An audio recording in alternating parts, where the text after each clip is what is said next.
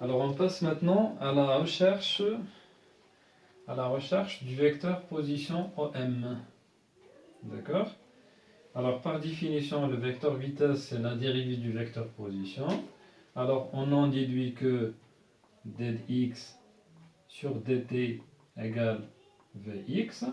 Ça veut dire que dx sur dt égale v0 cosinus alpha. dy sur dt égale vy. Ça veut dire que la dérivée de y égale 0. Et dz sur dt égale à vz. Ça veut dire que dz sur dt égale à moins gt plus v0 sinus alpha. Alors, que représentent les coordonnées du vecteur position x?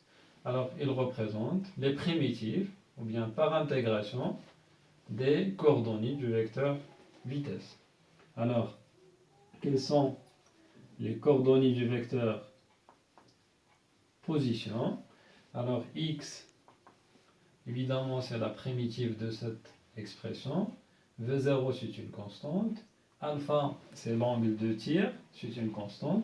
Alors, x, c'est V0 cosinus alpha fois t plus une constante qu'on va noter C4.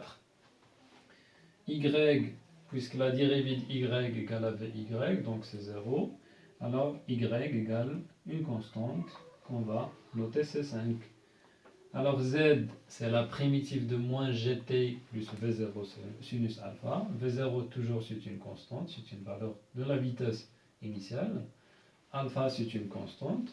Alors on aura moins 1,5 g t carré plus v0 sinus alpha, le tout fois t, plus une sixième constante. Alors on cherche toujours les constantes par les conditions initiales. Alors on a supposé que le projectile part de O à t égale à 0. Ça veut dire que les coordonnées du point M, les coordonnées du vecteur position à t égale à 0 sont nulles.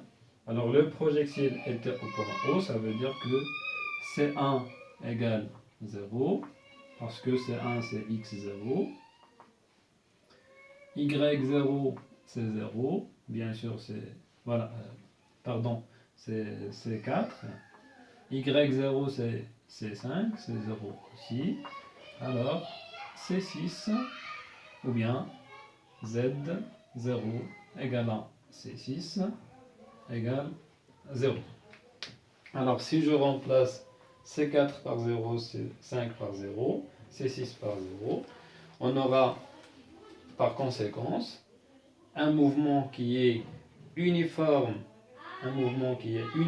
suivant l'axe x. On peut déduire ça à partir de la valeur de l'accélération.